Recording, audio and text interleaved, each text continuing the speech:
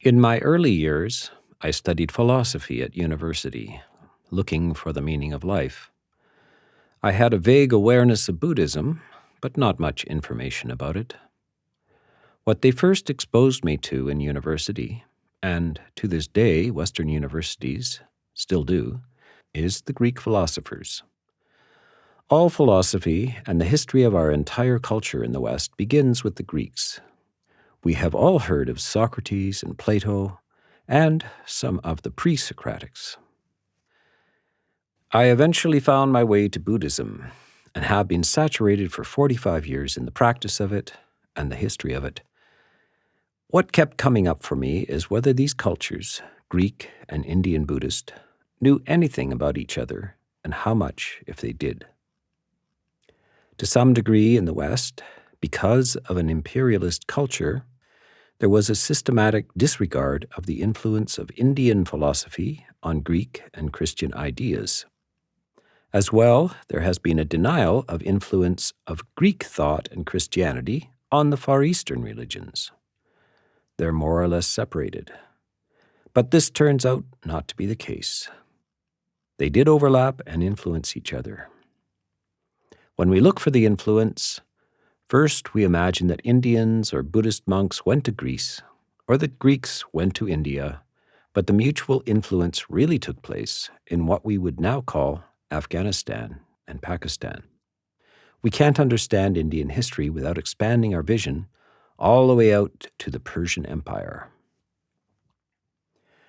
The first great empire, more than 4,000 miles across, was the Empire of Cyrus, 600 BC to 530 BC. To the Greeks, he was known as Cyrus the Elder. Cyrus was particularly renowned among contemporary scholars because of his habitual policy of respecting people's customs and religions in the lands that he conquered. He was influential in developing the system of a central administration at Pasargadae to govern the Achaemenid Empire's satraps, which worked for the profit of both rulers and subjects. Following the Persian conquest of Babylon, Cyrus issued the Edict of Restoration, in which he authorized and encouraged the return of the Jewish people to what had been the Kingdom of Judah, officially ending the Babylonian captivity. He is mentioned in the Hebrew Bible and left a lasting legacy on Judaism due to his role in facilitating the return to Zion, a migratory event in which the Jews returned to the land of Israel. Cyrus had a method for empire building. He did it by the assistance of writing and statuary and communication. His empire is the most impressive empire to date, and it stretched as far as what we would call Afghanistan. There was interaction between the Persians and Indians. In fact, we find that Indians were enlisted into the Persian army and fought the Greeks in Greece. Indians were employed in the Achaemenid Persian army of Xerxes in the Second Persian invasion of Greece, 480 to 479 BC. These Indian soldiers returned to India and retained all kinds of information about the nature of the Persian Empire and about the Greeks. They'd had direct interaction in war with these cultures, so knowledge of both the Persians, which the Indians called the Kambojas, and the Greeks, which the Indians called the Yona or Yavana, was available. And kings that had supplied the Indian soldiers received information about these other cultures. There was also trade between the Persians and the Indians. Soon a major event occurred. This Persian Empire, which seemed to be undefeatable, which had transferred to Darius, the third ruler after Cyrus, was defeated by Alexander the Great. Most people are much more familiar with Alexander the Great than they are with the names of the Persian emperors. Alexander defeated the Persians and proceeded with full force to India. In 327 BC, Alexander arrived in India. Much to his surprise, when he arrived, he met Greeks who had been relocated there by the Persians, perhaps 2 centuries before. After a long campaign, he was stopped at the Indus River and eventually returned to the Middle East victorious and left Greeks in charge of that area of northern India, what was called Gandhara, and which we would now call Afghanistan and Pakistan. What Persian rulers had done, instead of slaughtering villages of Greeks that resisted the Persians, was to relocate the entire village to the far eastern edge of the Persian Empire. So the Greeks were transferred to this area, what was called Gandhara, now Afghanistan and Pakistan, during or before the time of the Buddha. Gandhara has huge troves of archaeological evidence of Greek culture in interaction with Indian culture. Persian, Greek, and Indian culture merged there, met there, and traded there.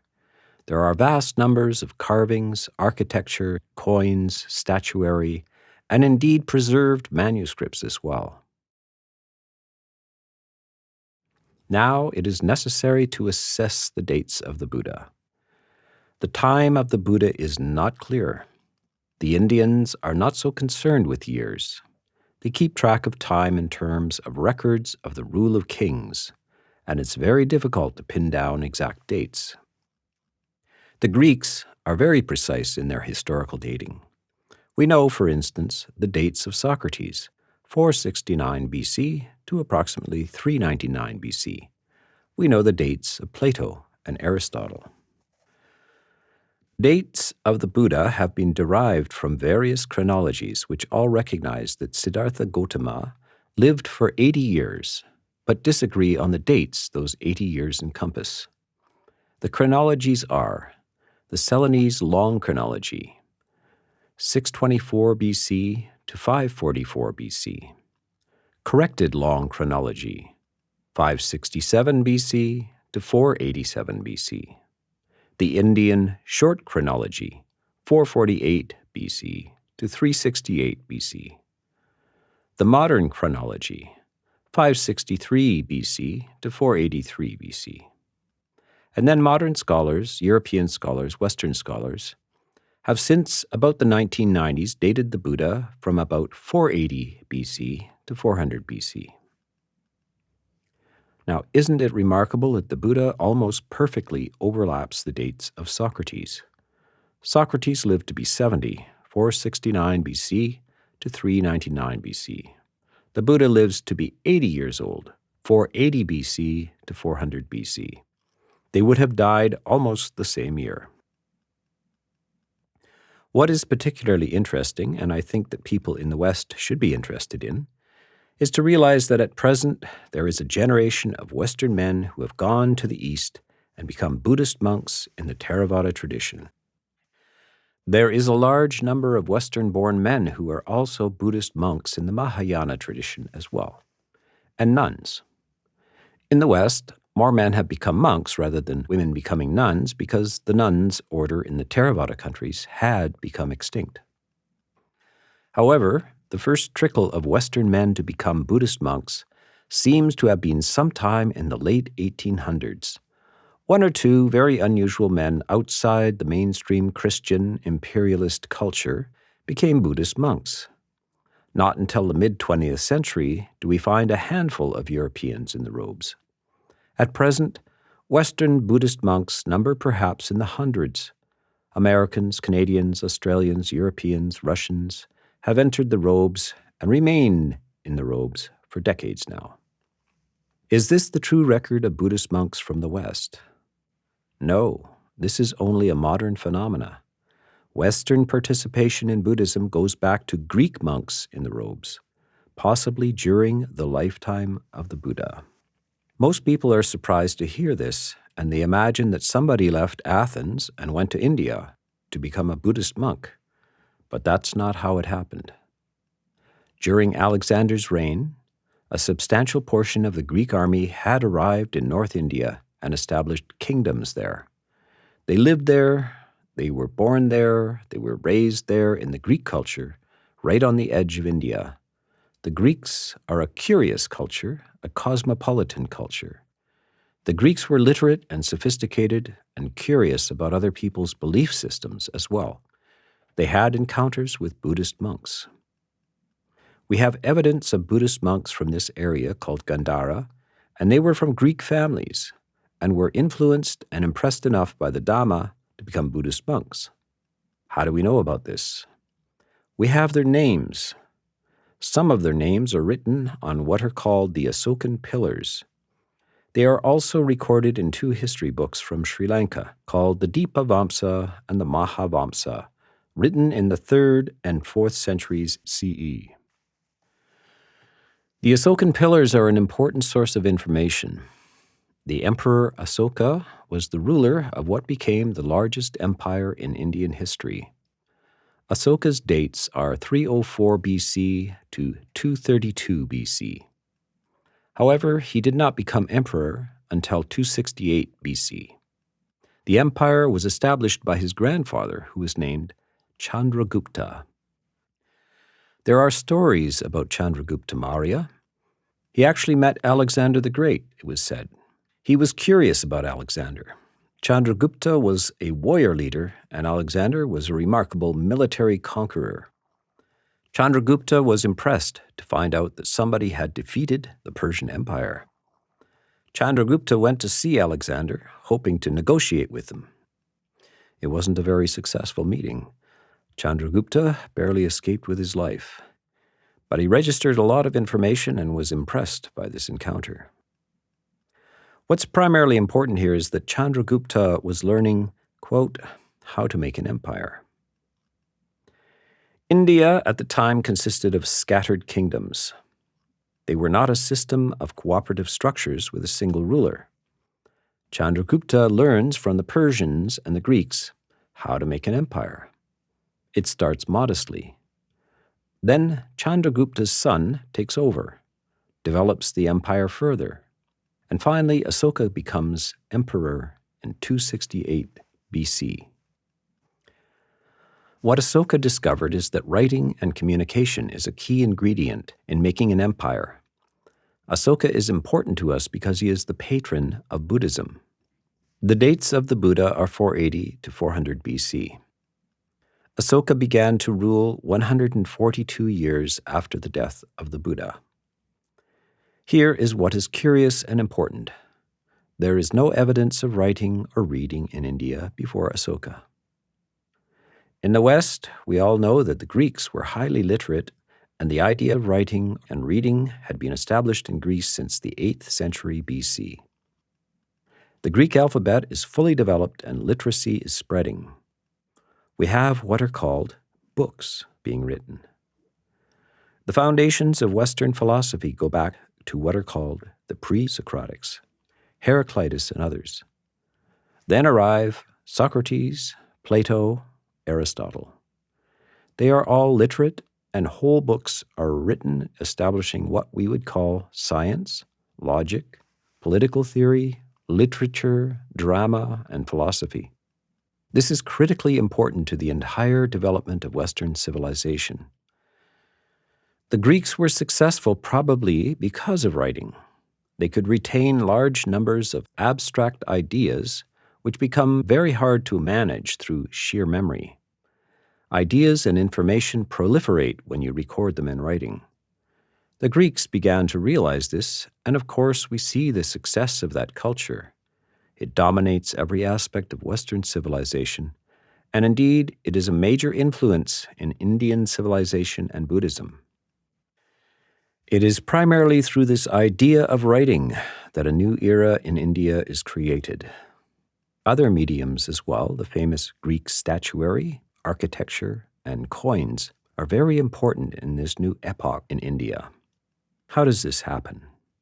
For instance, the Greeks insisted that the Jews write down what we call the Old Testament in Greek in the 3rd century BC. They insisted that it be translated from Hebrew into Greek.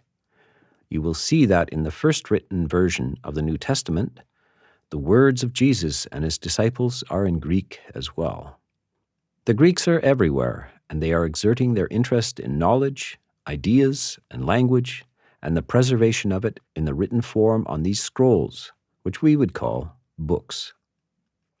They are also interested in storing this in libraries. We know of the famous Great Library of Alexandria. The Library of Alexandria is named after Alexander the Great. He established that institution in North Africa, and it was noted for its large collection of books. It's certainly not the only Greek library. There are other major libraries in the Greek world where thousands of scrolls were kept. Not only were there many original scrolls, but many, many copies were made. They had scribes, which transcribed several copies for borrowing and using and for the sake of preservation.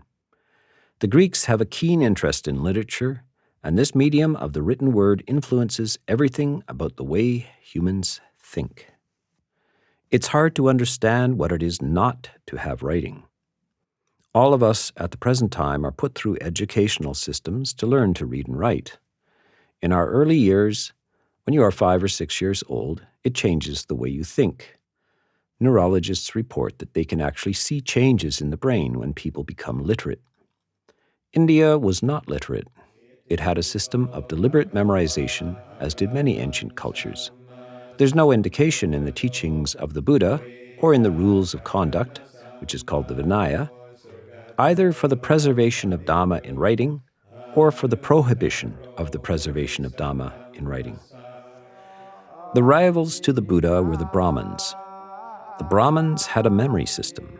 They kept the Vedas in mind through memory, and it was forbidden to preserve them in any other way, because people could get a hold of it and have access to this knowledge, which was the exclusive preserve of this caste called the Brahmins.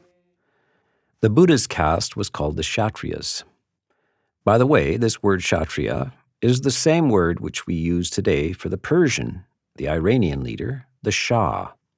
The Shah of Iran is the slightly different pronunciation of Kshatriya.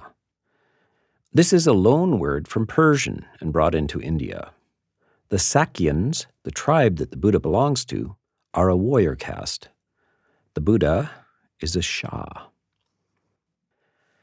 This business of writing is not known in India, but suddenly appears. Why are we talking about Buddhism at all? It's because it was preserved in the form of the Pali Canon.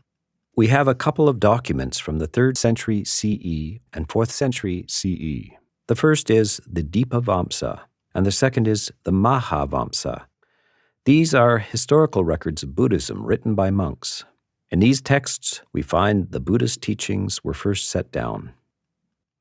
These books claim that the Pali Canon was first written down in Sri Lanka at the Alu Vihara Monastery in approximately 20 BC. It was called the Fourth Council.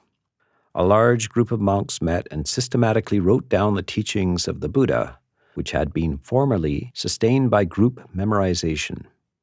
When did they learn writing? When did writing appear in India? Well, it turns out that there's virtually no evidence of writing except upon the Asokan pillars. The Asokan pillars are in a script called Brahmi in the south. In the north, they are in Greek and Aramaic. Greek and Aramaic are on the same pillars. This is how, in the 19th century CE, British scholars first came across the injunctions by Asoka. Students of Buddhist history are highly aware of these Asokan pillars. You can't understand the pillars if you're not aware of the larger picture of the whole Middle East as well. Asoka didn't invent the idea of these pillars. They're a borrowed idea. This is what I meant by borrowing from the Persians and Greeks the knowledge of, quote, how to make an empire. These pillars are modeled on the Persian pillars of Cyrus and Darius, the emperors of Persia. All across this Achaemenid Persian Empire, in each village were installed these pillars and various statuary with inscriptions on them. The Persians were able to read and write, though they were not as literate in general as the Greeks. The Greeks insisted on education, and there was a large, educated, literate class. The Persians, a certain class of them, found writing useful in certain ways, but it wasn't universally taught. But they had the attitude of the Emperor Cyrus carved into stone edifices. The inscriptions were about tolerance and cooperation rather than absolute dominance. It described how Cyrus had improved the lives of the citizens of Babylonia, repatriated displaced peoples, and restored temples and cult sanctuaries. Historians generally portray it in the context of a long-standing Mesopotamian tradition of new rulers beginning their reigns with declarations of reforms. It seems to have been an uplifting transition in human history. Before that, kingdoms were established by absolutely annihilating the next village or the next tribe over. They weren't cooperative at all. This is how you make an empire. A realization occurs that it's much better to cooperate and share, although the dominant rulers get more benefit. They tax the people who are overcome. This goes on to this day. You can see this in the nature of the British Empire as well. They had colonies, and they brought back goods from those colonies. It's beneficial to have a cooperative empire, not just to destroy some other culture. Asoka took up this idea, but the problem is nobody could read. There's no evidence of writing. How did this Brahmi script appear? Professor Richard Solomon and other scholars of these Indian scripts and language suggest that Asoka commissioned the development of an Indian script. Asoka didn't want to borrow Greek script and import it into India, or Aramaic Persian script, because it's foreign. He wanted to assert that he is the emperor and that they will impose on other cultures. He has to have commissioned perhaps a single individual to come up with a script for the local language. The local language is something like what we have in the Pali Canon. It's a kind of Magadha type of Prakrit. Prakrit means the vernacular, the language that people speak in the area. There are just slight variations. They've developed this script and put it on these pillars. It's curious because nobody can read, but they understand the language if it is read to them. Asoka would have had people who could read this script come out from the center, the ruling empire area of Asoka's kingdom, and read it aloud to the local people. The attitude expressed is basic Buddhist morality and so forth, even some quotes from the Buddha. This is to associate with a religious view, not just a worldly view, but something that's transcendent. One may notice that most of the empires in history have to connect themselves to God or some ultimate universal religion in order to establish that they are the representatives on earth of a religion. This is something that Asoka probably learned from the Persians as well. The Persians are Zoroastrian. They invoke God. They invoke that this is an ultimate religion. You'll see this in the Jewish religion. You'll see this in the Christian religion. The Roman Empire establishes itself as a divine right. The emperors are divine. They're proclaiming that God supports us in our rule here. This may be why Asoka chooses Buddhism. These pillars are the first writings in India. But notice where the whole idea of writing and public inscription comes from. It is Persian and Greek. The Greeks have taken over from the Persians. They become the dominant rulers in the north, in the Gandharan region. They have interaction with the Mauryan Empire, which is now the Asokan Empire, and they have trade back and forth also with Greece.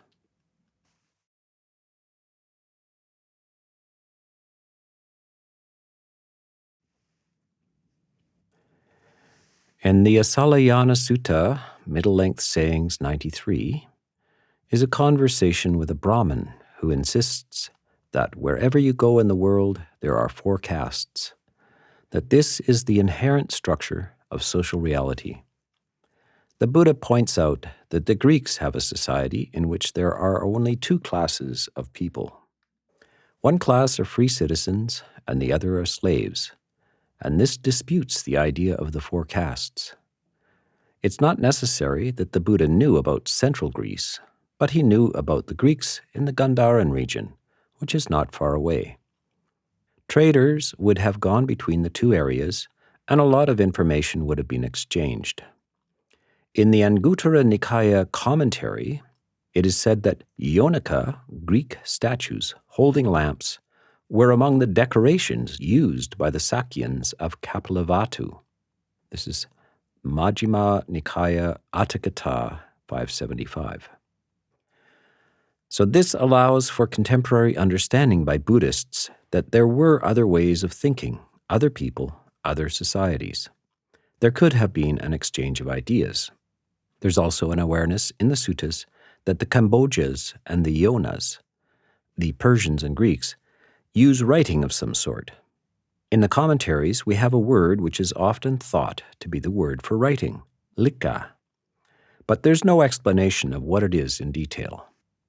It may mean that some sort of symbol is inscribed on an object. India had knowledge of imprinting signs and symbols on wax. This is carried on to this day. We stamp a pre-carved image onto something. So they knew something about it. And in order for transmission between a king and another king, the king could stamp the ring into a wax seal or any seal which would retain the image. So this could well be what they meant by likhati. Signs can be made also with just arrows pointing in certain ways. So this would also be how people navigate. They would leave stacks of rocks to indicate a certain path. We shouldn't jump to conclusions when we come across this term likhati, that it means what we mean by writing. Chandragupta Maurya began to establish an empire. At first, he is pushed back by the Greeks. They had established a garrison. Alexander leaves forces behind, but eventually the Mauryans come back and overcome Greek forces, and there's an uneasy truce. For several centuries, there was a seesawing back and forth between Indian and Greek forces. Sometimes the Greeks are in the ascendance, sometimes the Indians. In the meantime, generations are going by. There are people being born in what is now Afghanistan, Pakistan. That is the Gandharan kingdom. They are retaining language and culture from the Greek sources that their parents came from, but they are also interacting with local populations. They are picking up language. They are picking up customs. They are starting to meld. The Greeks, when they're not in power, have to deal with integration into the larger society. And the larger society is Brahmanical. And the Brahmins categorize these Yavanas, these Yonas, these immigrants, as low caste. They're treated as outcasts, and that is not satisfactory. When the Greeks begin to encounter Buddhism, which does not accept the caste structure of the Brahmins, does not accept the superiority of the Brahmins, rejects the whole idea of caste structure, they encounter a culture which accepts them as equals. Now, if your choice is to be low caste or equal, who do you think you're going to sympathize with? You're going to sympathize with the Buddhists. And so this is why the Greeks are integrating and inclined to the ideas of Buddhism.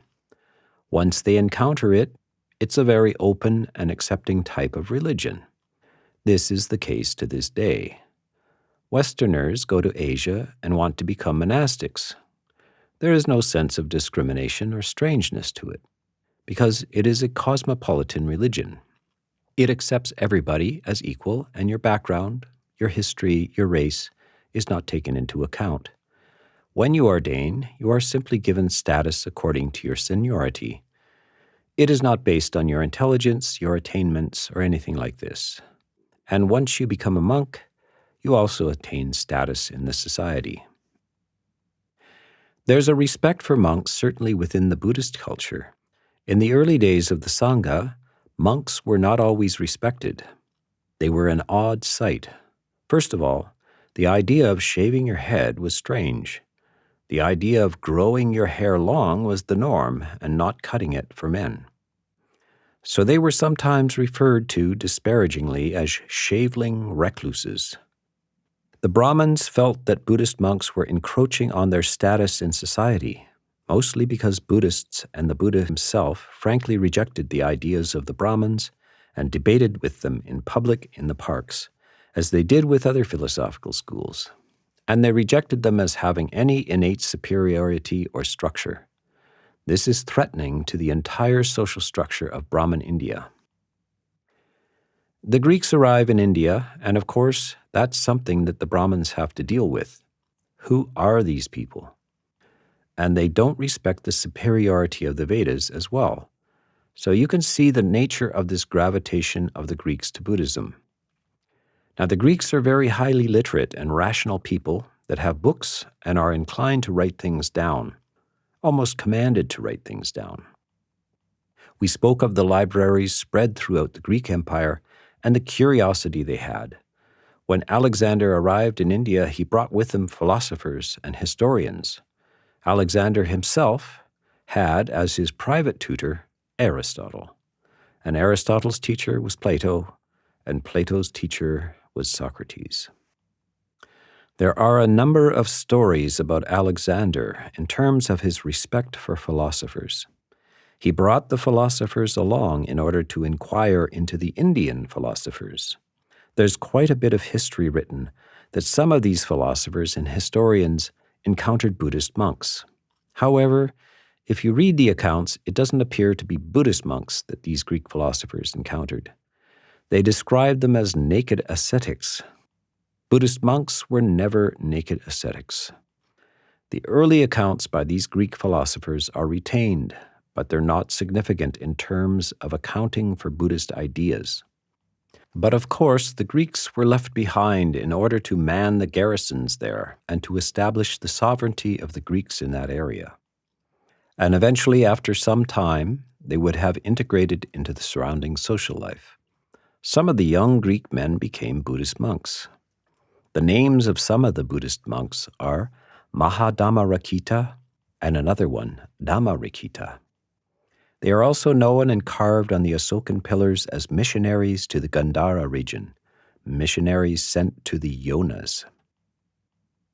These Greek monks had to be in the robes for a decade or more and mature, reliable, well-known, to be able to express the Dhamma. So this means that Greek monks were the earliest non-Indian monks. Sri Lanka is the second country to have monks arrive. There are other countries listed where Buddhist missionaries are sent to. There's no strong evidence that they actually arrived there, except for the Sri Lankan mission. When we think of Buddhism in Asia, we think of Myanmar, Thailand, China, Laos, Cambodia, Vietnam, Japan, Korea, all of these countries, and of course, Sri Lanka. But what is startling and what we should bring back into consciousness in the West is the fact that before Buddhism went into any of these Asian countries, Greek monks were already in the robes. It had already gone to Gandhara to the north, and there was already interest by the Greeks to investigate this and to become educated in this. And they demonstrate what we might guess they would demonstrate, analytical interest. This is the Greek superpower, which we would call philosophical analysis and rational discourse. Professor Johannes Bronkhorst is a Dutch historian of Buddhism and India in general, languages, the Vedas, and caste differences between the Brahmins and the Buddhists. And he also is aware, of course, of the Greek philosophers.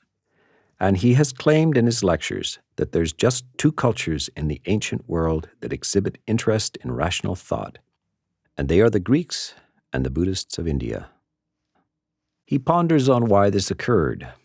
I'm not sure that we will ever know for sure why it occurred, but both cultures have so many parallels and interests in that type of use of the mind. If you look through the rest of the ancient world, it's very vague, mystical, devotional, ritualistic, tribal. Rational thought does not seem to be a feature of most of the rest of the ancient world. And in fact, we can see conflict between the old culture and the rational, even in Greece with Socrates. Socrates is said to have brought philosophy down from the heavens. Socrates converses on the street with ordinary young men about these ideas. Rational thought regarding the meaning of life and what is the good life. There are other philosophers who are examining how things work, and they are materialistic, or what we would call scientific reductionist types of philosophies.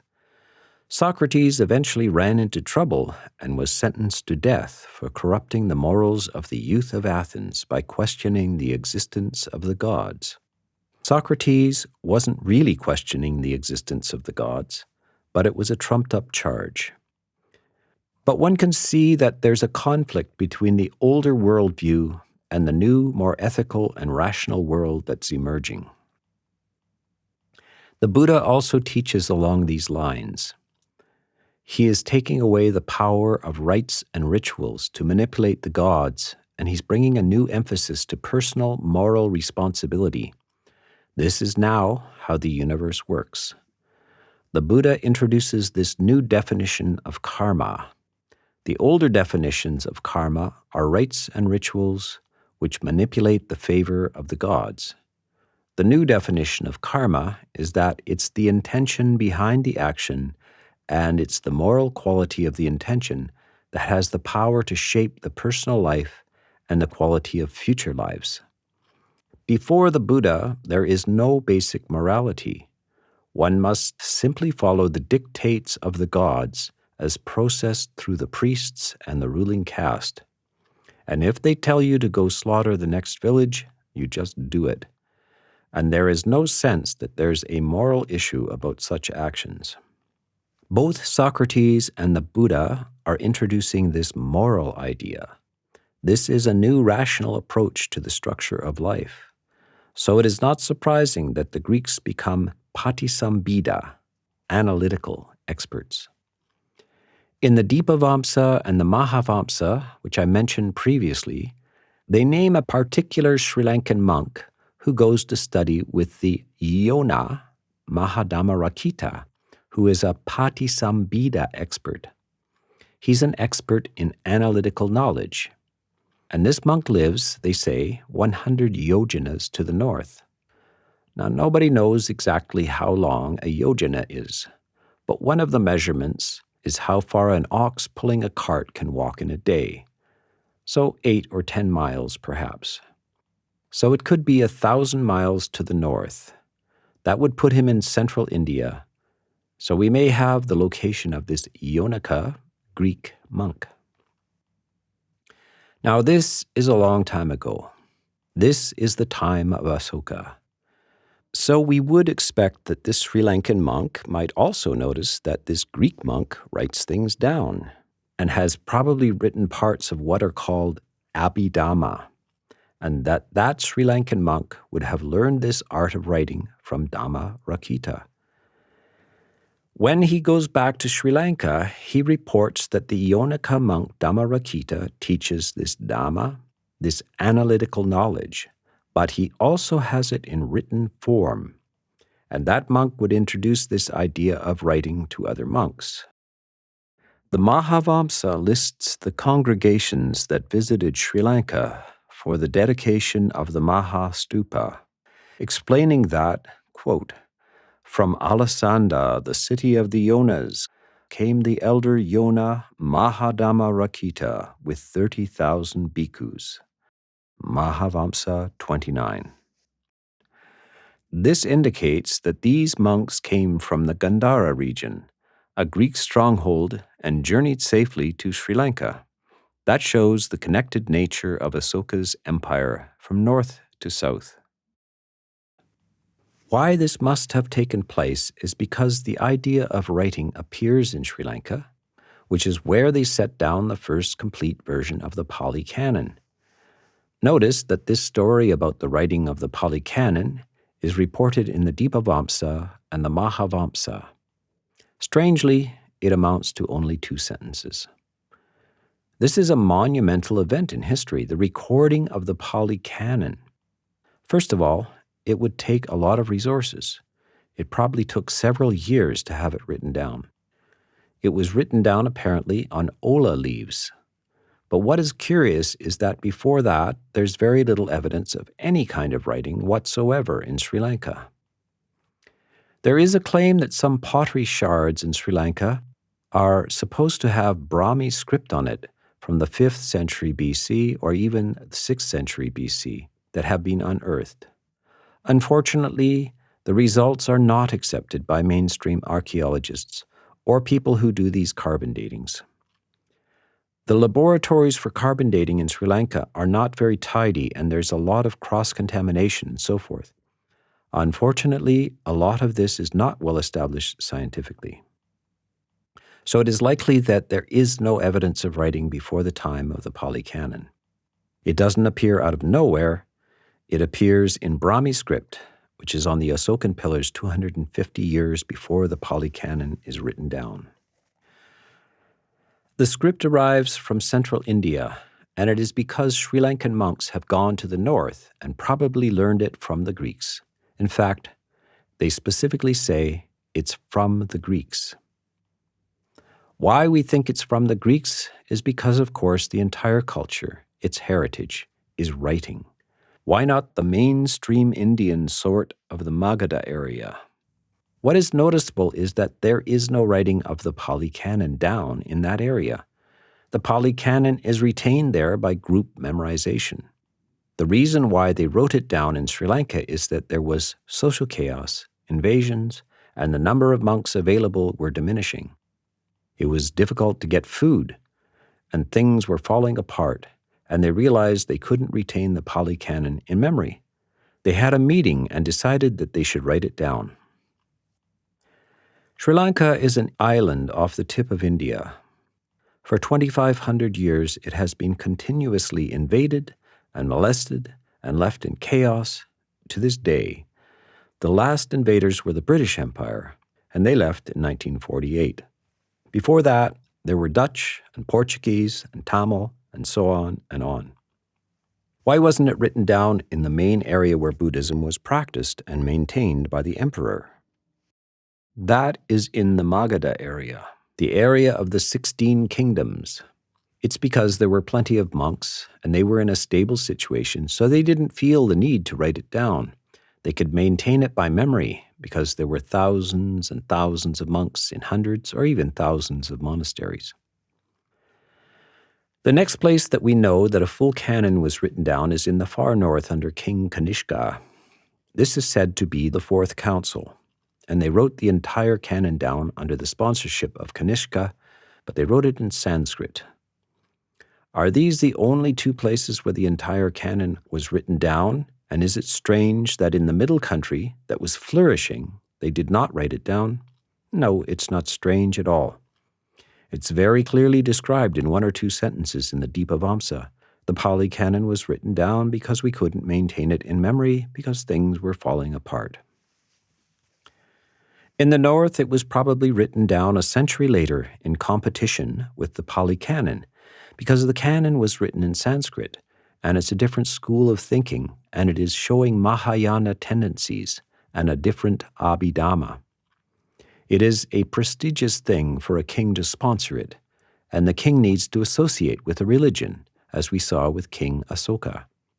He brings the Buddha in as his guide, as on the Asokan pillars. You need this religion and political power to go together hand in hand. Most amazingly is that we actually have preserved writings from the Gandharan region, and they are found on birch bark scrolls. These are in the British Museum and other places, and they were first unearthed in the late 1800s. Another fairly large collection of these were recovered in 1995. We say that they were discovered, but there is no particular location for the place, other than the general area of Afghanistan for these birch bark scrolls. One sells these things on the antiquities market, but it's not a good idea to reveal the place where you got them, because there could be other implications. Somebody might claim them back. So usually a person just arrives mysteriously at an antiquities market with these things for examination, and if you want them, you'll have to pay for them.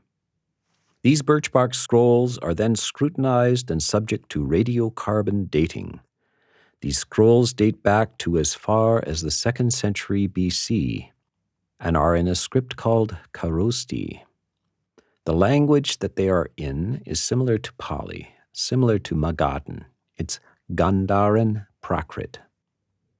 Prakrit means the vernacular. just the spoken language of the people. Kharosti is another script which seems to emerge mysteriously, perhaps in the 3rd or 4th century BC. It is a local script, and it must have been developed in imitation of Aramaic and possibly Greek script. As we found with the Brahmi script, it is borrowed, and you can see influences. The scholars say they can see influences from Aramaic and Greek type script. These birch bark scrolls contain extensive sections of the Buddhist canon, and it's quite clear that they precede the writing of the Pali canon. Why is this? Because in the area that they're in, it would have been quite natural for the Greeks, who were interested in Buddhism and had converted to Buddhism, to want to have these things written down. The Greeks wrote things down. The fact that they wrote them in Kharosti is not unusual. That script would have been circulating amongst the people. You would have learned to write in those scripts. In the Middle East, Israel, and so forth, there were 2 scripts, the Greek script and the Aramaic. Depending on your educational qualifications and so forth, you would either write in the local script or in the high script of the Greeks.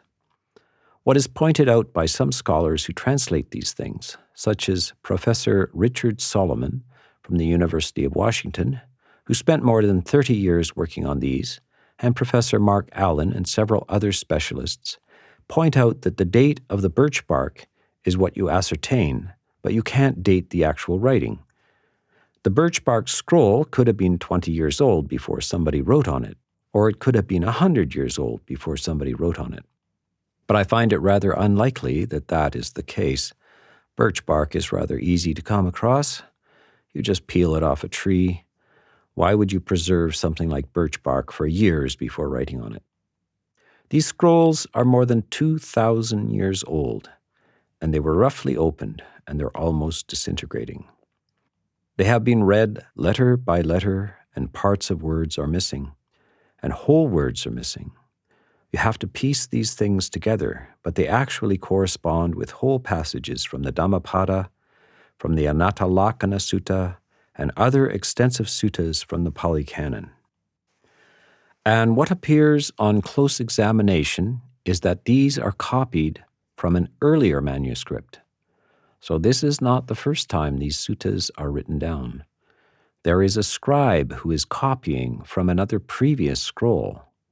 So if you can find a scroll that is 2nd century BC, that is a copy of another one, it means that the writing of the Buddhist canon or parts of the canon on these birch bark scrolls could go back far into the past, but we don't yet have access to them.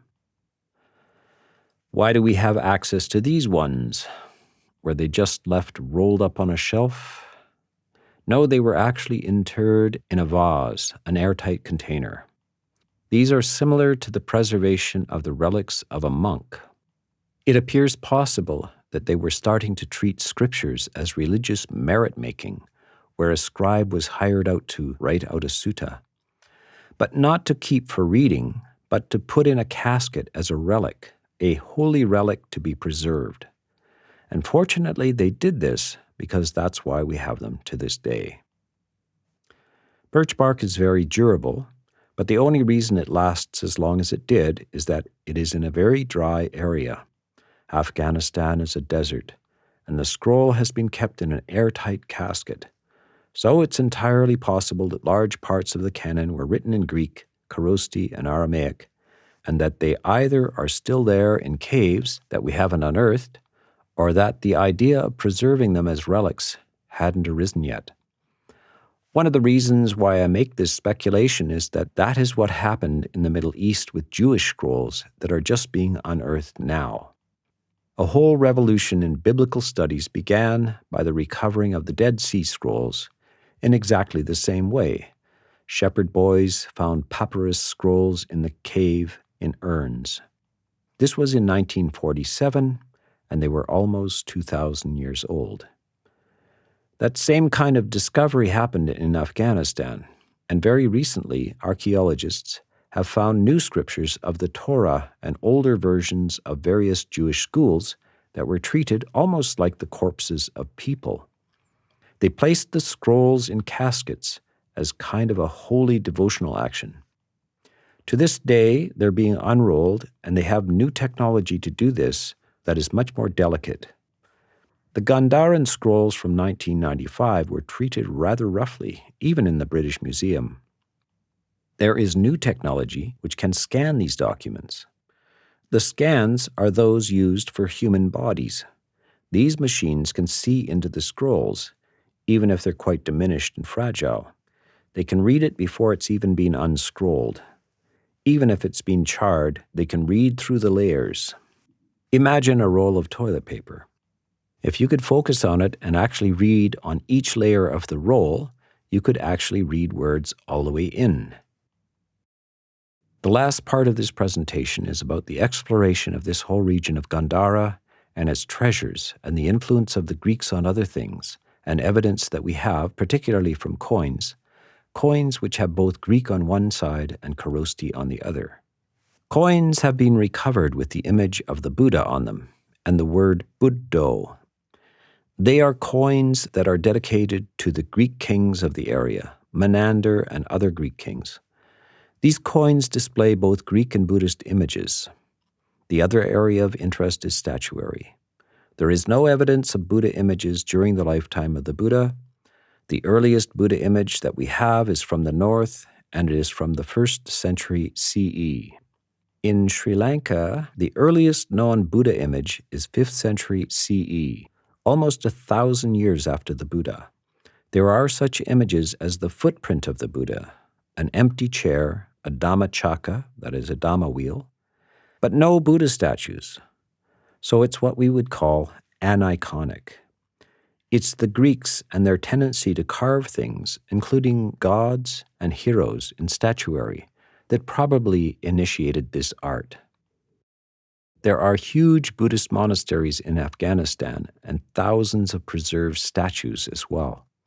A very advanced and large Greek cultural site remains in Afghanistan, particularly in the Swat Valley.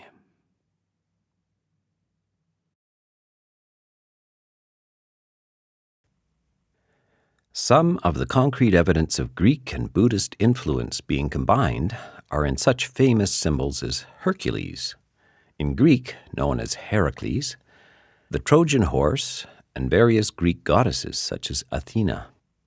These are all integrated with Buddhist images. Sometimes Hercules is shown carved in stone relief guarding the Buddha, standing behind him with an upraised club.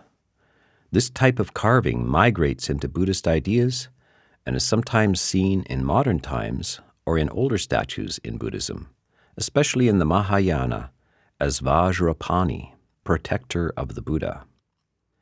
Much of what we find in Chinese Buddhism, the Mahayana particularly, are influences from the Gandhara region because trade routes from China came through the area. That's where Chinese pilgrims and various traders met and brought back images and scriptures. This is the area also where the Mahayana mostly develops. We find Mahayana strains again in the attempt to produce a complete Buddhist canon with King Kanishka, who is in the northern region as well. Probably some of the Greek monks introduced the ideas of the Greek gods into Buddhism. This is typical of religions coming into a different culture. The new culture accepts the religion but keeps elements of its old religion as well. The Greeks integrated gods, and those gods could develop into bodhisattva ideas in the Mahayana. It's very interesting to unravel the evidence for gods of the Greek tradition appearing in the guise of bodhisattvas. In the Mahayana tradition, cosmic Buddhas develop, and to unravel this evolution would be a scholarly endeavor in itself. We have very concrete evidence of this overlapping imagery, and of course the very idea of carving the Buddha himself in a statue. The earliest Buddha statues we have are from Gandhara. The icon of the Buddha was taken into the Chinese importation. They presumed that Buddha statues had always been part of the Buddhist tradition. During the time of the Buddha and up to the first 5 centuries in the Middle Country, the stronghold of Asoka's empire, and where many thousands of monks resided and thousands of monasteries had been developed, Buddha statues are rare. The earliest Buddha statue found in Sri Lanka is 5th century CE. Sri Lanka is an interesting element in Buddhism. Buddhism had left the Indian continent essentially by 1100 CE and had been drastically weakened much earlier than that. It had declined in the north as well, but it stayed in Sri Lanka in fairly strong form, waxing and waning over the centuries. We can find that it preserved an earlier form of Buddhism and an earlier idea of Buddhism. Eventually, Mahayana ideas did reach Sri Lanka, and you can see in later commentaries that there is controversy and contention between these two schools. These are new ideas, new sutras, that appear to be not from the historical Buddha. Buddhism and the rule of kings is intertwined, just as it is in the West with Christianity and the rule of kings, right up until modern times. The kings support the development of arts, and part of the development of the statuary and carvings is that in areas where there is not high literacy, it is a way of communicating. Statuary and architecture also develops. The Greeks are specialists in this. The area where these antiquities are still being found is the Gandhara region, that is, Afghanistan and Pakistan. Archaeologists in northwest Pakistan's Swat Valley have recently unearthed a roughly 2,000-year-old Buddhist temple. It is one of the oldest in the country, and it is located in the town of Barikot. The structure likely dates to the 2nd century BC, according to archaeologists, and it was built atop an earlier Buddhist temple dating to the 3rd century BC, within a few hundred years of the death of the Buddha. An archaeologist at Ca' Foscari University in Venice led the dig in partnership with the International Association for Mediterranean and Oriental Studies.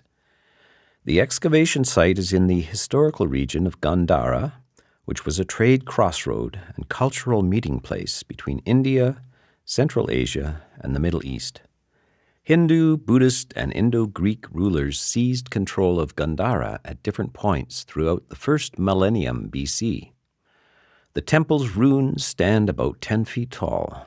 They consist of a ceremonial platform that was once topped by a stupa, or dome, often found in Buddhist shrines. At its peak, the temple boasted a smaller stupa, a room or cell for monks, the podium of a column or pillar, a staircase, vestibule rooms, and a public courtyard that overlooked a road. The discovery of a great religious monument created at the time of the Indo-Greek kingdom testifies that this was an important and ancient center for cult and pilgrimage, said Oliver Yerry in the statement from the archaeological dig. He also concludes, at that time, Swat already was a sacred land for Buddhism. Sculptures from Hadda combine elements of Buddhism and Hellenism in an almost perfect, uniquely identifiable Hellenistic style. Although the style itself is suggested by experts to date from the late Hellenistic 2nd or 1st century BC, the sculptures from Hadda are usually dated tentatively to the 1st century CE or later. Given the early date, superb quality, technical refinement, variety, and stupendous quantity of sculptures, Hadda must have been a factory town where Greek or Greek-trained artists familiar with all the aspects of Hellenistic sculpture lived and worked in. What scholar John Boardman described as, quote, the cradle of incipient Buddhist sculpture in Indo-Greek style. The transference of Greek heroes to Buddhism, for instance, Hercules being the inspiration and model for the Buddhist bodhisattva, is fully on display at Hadda. A sculptural group excavated at the Hadda temple known as Tapa-i-Shotor, for example, represents a Buddha flanked by a perfectly Hellenistic figure of Tyche, holding her cornucopia, and Hercules holding not his usual club, but the thunderbolt associated with the Bodhisattva future Vajrapani. In addition to sculpture, Hada contains some of the oldest surviving Buddhist manuscripts in the world, which are perhaps the oldest surviving Indian manuscripts of any kind, the long-lost canon of the Sarvastivada sect that dominated Gandhara and was instrumental in Buddhism's spread from India to China, probably dating from around the 1st century CE, looted from Hada during the 1990s and smuggled to Pakistan. These Buddhist manuscripts were written on birch bark in the Gandhari language, discovered in a clay pot bearing an inscription in the same language, eventually passed to the British Library in London and the University of Washington, Seattle. More than 1,000 of the vast assemblage of sculptures found at Hada during the 1930s and 1970s were secured at the Kabul Museum and the Musée Guimet in Paris. Right now, we know of about 5,000 pieces of statuary from this area and time. Many of these are spread in different collections around the world. There is a collection at the University of California. The analysis of style began in the 19th century by some French art experts. Of course, the British had made a whole culture around archaeological excavation and the recovery of art, especially from Greece. The British were obsessed by the ancient Greek Empire because it formed the roots of European civilization and philosophy.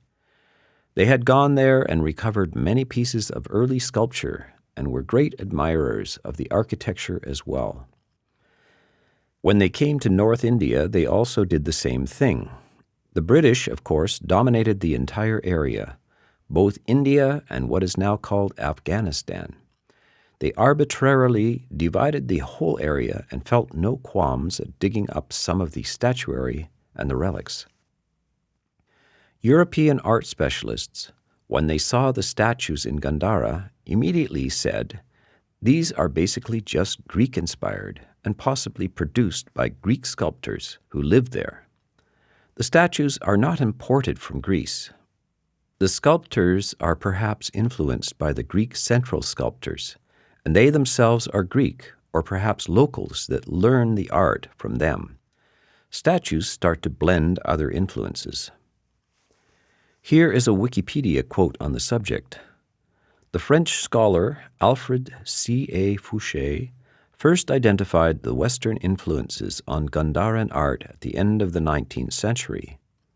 He was initially a proponent of the continuity between the first Greek settlements and this art, and dated much of the art much earlier than more recent scholars do. However, he later revised his views and dating somewhat. His views as to dates and the crucial period of Western influence came to be widely rejected, but then received considerable support by the discovery of the important deserted city of Ai-Khanoum, Alexandria on the Oxus, which was excavated in the 1960s and 1970s, where quantities of clearly Greek-influenced art were found, datable to the 3rd and mostly 2nd centuries BC. Some have questioned this. It goes back and forth with art experts and historians. Are these really Greek statuary? It is pretty obvious that they are influenced by them, but they start to show different aesthetics, which is quite natural. What is happening is the locals are participating in this, and new generations are influenced by different perspectives. So it's gradually changing, but what's obvious is that the entire root of the whole statuary, especially around Buddhist images, is Greek in its origin. It would be hard to doubt that. It's very hard to make an argument that it would be anything else. National and religious pride is involved in some of these issues. Some people want the Buddhists of the local area to be the carvers of these statues, and they want them to be original, but it's quite obvious that they are derived from Greek sources. What we are trying to do in this examination is to recover the participation of the West, the admiration of the West, the Greeks particularly, as representing the West, the European tradition, as deeply impressed by the Buddha. However, they have their own ideas as well, and they introduce certain kinds of devotional elements. Indeed, these birch bark scrolls, written, preserved, and buried as relics, may indicate a Greek devotional attitude. Richard Solomon specifically says the earliest Buddhist texts in Gandhara can now be securely dated to the 1st century BC, or possibly even earlier, while most of the others date from the 1st and 2nd centuries CE.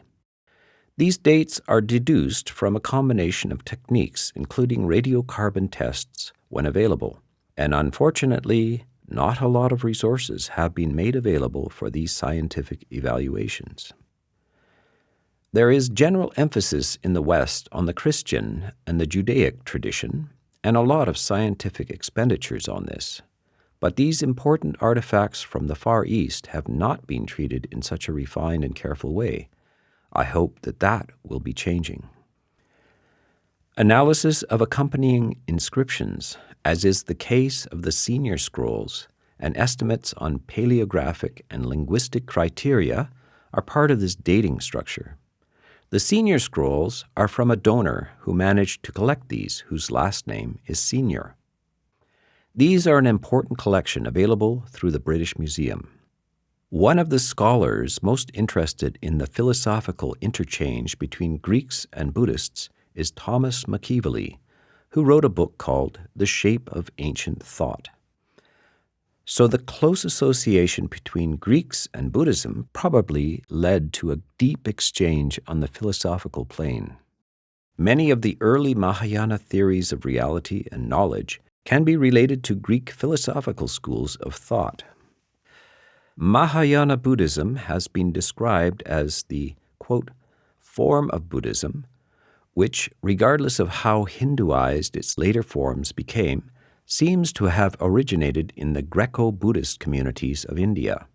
Through a conflation of the Greek Democritean sophistic skeptical tradition with the rudimentary and unformalized empirical and skeptical elements already present in early Buddhism. In the Prajna Paramita, the Perfection of Wisdom Sutra, the rejection of the reality of passing phenomena as empty, false, and fleeting can also be found in Greek Pyrrhonism. Pyrrho is a Greek skeptic philosopher who had visited India, perhaps talked with Buddhist monks, and seemingly adopted the Buddhists' rejection of clinging to views and opinions. There is an entire book called Greek Buddha by Christopher Beckwith, which attempts to prove that early Buddhism had a different form than we find in the Pali Canon, and that it was what the Greeks who came with Alexander possibly encountered, including Pyrrho, and that he brought that back to Greece, that it was a reverse influence, that the Buddhists influenced Pyrrho and gave him this skeptical outlook. I would say it's a weak argument. It's possible that Buddhism did affect this, but it's possible that Pyrrhonism, a skeptical form of Greek philosophy, could have developed independently. The mental attitude of equanimity and dispassionate outlook in front of events was also characteristic of the Cynics and Stoics, who called it apatheia. I regularly mention that this word upekkha, or equanimity, which is highly developed in Buddhism, is also parallel to the Greek philosophers' idea of apathy. Apathy in modern times is misunderstood as uncaring or indifferent, but actually in the time of the Greek philosophers, it meant not pathetic, without pathos. And so it is very close to what is meant in Buddhism by upekkha, or equanimity. And the other common approach is Nagarjuna's dialectic, which can be a parallel to the Greek dialectical tradition. So these are parallels. There's no certainty that this is exactly where it came from, but it's entirely possible. The Greeks are immersed in Buddhist philosophy, and they are also completely aware of the Greek philosophers. And the Greek philosophers are earlier than this time, so they could have melded them together, just as is what's happening at present. Lots of people who went to university and studied the Greek philosophers and found some consolation in them encountered Buddhism, and they blended the two schools. It's quite natural for humans to do this. Buddhist manuscripts in cursive Greek writing have been found in Afghanistan, praising various Buddhas and including mentions of the Mahayana figure of Avalokiteshvara. These manuscripts have been dated later than the 2nd century CE. Manuscripts are still being discovered, and who knows what is still in these caves. Lastly, there were some Buddhist texts written in Greek script in the Bactrian language. Bactria is the farthest west of the Gandharan area. It was an area that swayed back and forth between Greek, Persian, and Indian influence. Although only 3 fragments with Buddhist contents so far are available to study, these Bactrian Buddhist documents were found in Afghanistan and China and are dated rather late from the 5th to the 8th century CE. This was at the time of the decline of Buddhism in Central Asia, just before the onset of Islamization in present-day Afghanistan. Islam invaded Afghanistan in the 7th and 8th centuries and found it to be a saturated Buddhist country, and they violently overthrew and destroyed many things. In Central Asia in the 1st century of the Common Era, during the early period of the Kushan Empire, the Greek language coexisted with Bactrian as the administrative language. The persistence of the Greek language and script goes on for a long, long time in that area. Professor Mariko Walter says, presumably some of these Greek documents date to the 6th and 7th century CE. These Buddhist Bactrian documents may indicate what kind of Buddhism was still practiced around that time, although the number of fragments found is quite small. At the very least, it is quite astonishing to learn that Greek script had been used for Buddhist contents in the region for almost 800 years after the demise of Alexander the Great.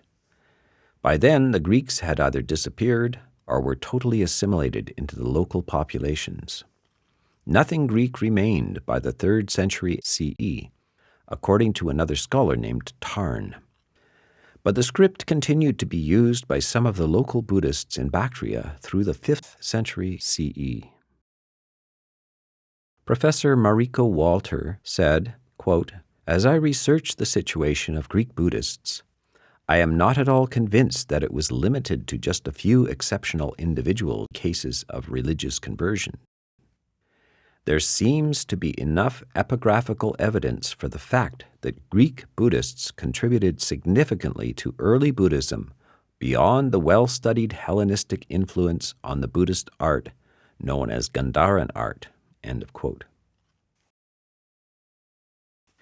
In the West, scholars became aware of the questions of King Milinda in the 19th century.